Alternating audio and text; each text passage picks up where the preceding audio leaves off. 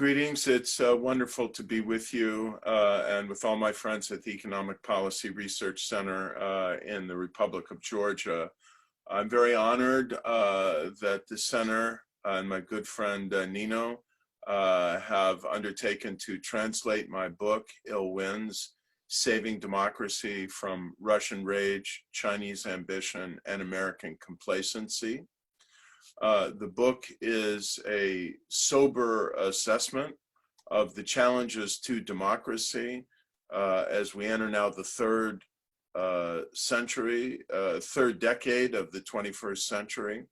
a time of growing challenges for democracy, a time when democracy has been in a kind of global recession for more than a decade now, with levels of freedom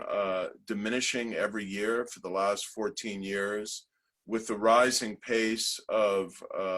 democratic breakdowns or failures in many parts of the world, and with the growing threat of a global shift of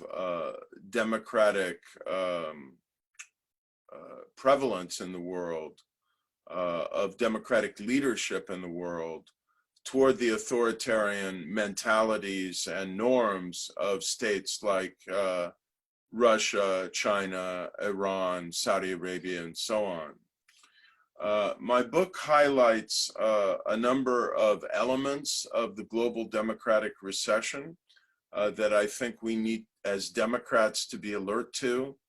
and to become resilient in the face of.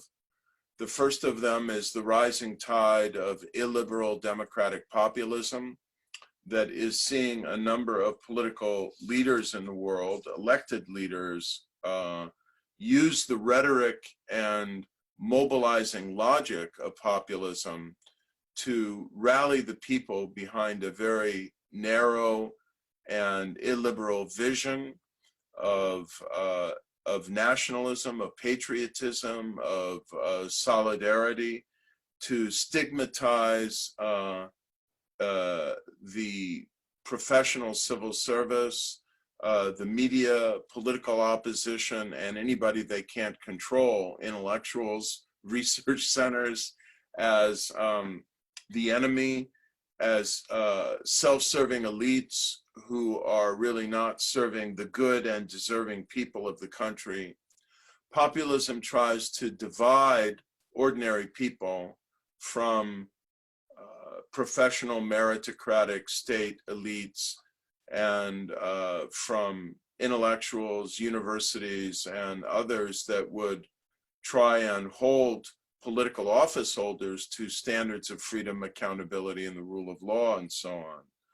Populism tries to knock away the pillars of scrutiny, oversight, and restraint of executive power so that it can embolden one elected leader and one ruling party or coalition to become hegemonic in the political sphere. And that then leads to a very dangerous slide away from elected democracy to what we call competitive authoritarianism. This slide happens often gradually. I call it death by 1,000 cuts, as the elected leaders use the power of the executive office to undermine and subordinate the institutions of what we call horizontal accountability, the judicial system, the legislature, the anti-corruption bodies, independent oversight, audit agencies, inspectors general, the media in civil society, and so on. And once there's no independent scrutiny and oversight, once there are no agencies of horizontal accountability in government that haven't been brought under the heel of an illiberal populist ruler, once you have a Viktor Orban or a Vladimir Putin or Recep Tayyip Erdogan in Turkey, able essentially to order any part of the state to do whatever they want, and to make decisions, accumulate public wealth, and jail people without any check on their behavior, even if you have elections, it doesn't prevent tyranny. And for elections to really be democratic, they have to be free and fair, they have to be neutrally administered, and they have to take place in an environment where there is freedom to report on and analyze what is happening and to hold leaders accountable. So I talk in my book about the autocrat's 12-step program, the incremental steps by which they go after the media, they go after opposition parties, they go after independent civil society institutions, they go after independent business enterprises that might have the temerity to support an opposition party, and make clear that if people don't fall in line with the ruling party and the hegemonic project, that they will be at risk of being sent to jail, of having their assets seized, of being marginalized, and being denounced as traitors to the country. And once you step onto this pathway of democratic subversion,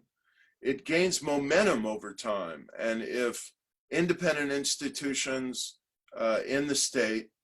agencies of restraint and horizontal accountability, and independent actors in civil society, the mass media, private enterprise, and so on, don't stand up and defend the principles of constitutional democratic government,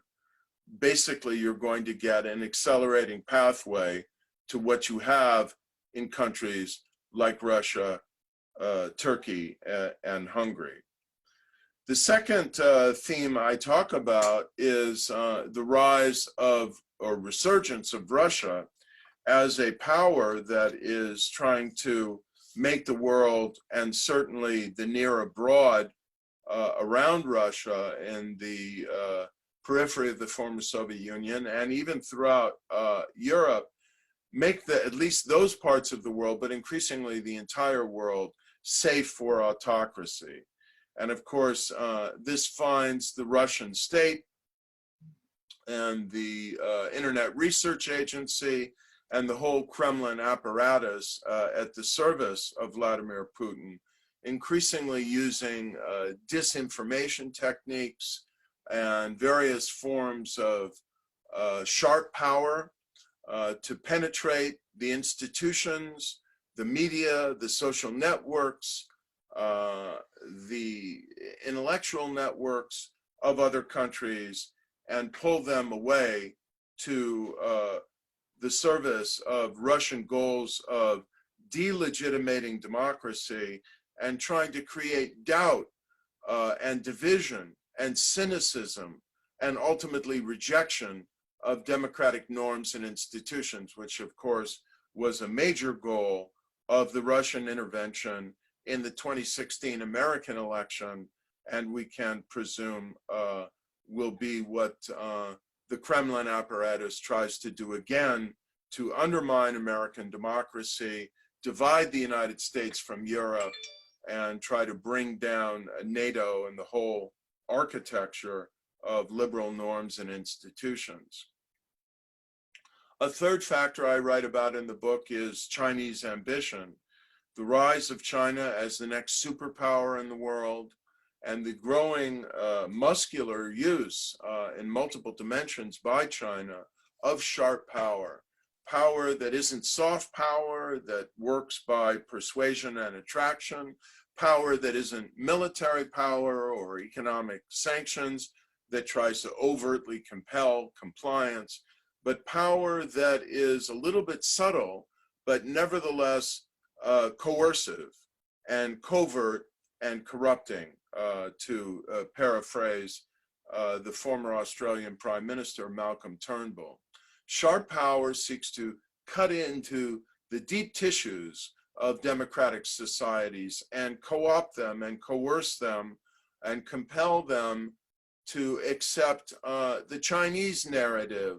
of the way the world is going, to self-censor their criticism of the People's Republic of China, to sign on to China's Belt and Road Initiative, to sign on to China's effort to build the telecom infrastructure, the 5G networks of the 21st century, with all of the ability that the Chinese state will have then to surveil and capture the data that flows over those networks, and to pave the way for China to really be the dominant power in the new era that we are entering, and to undermine, again, delegitimize, and marginalize the old narratives about universal human rights, about human dignity, about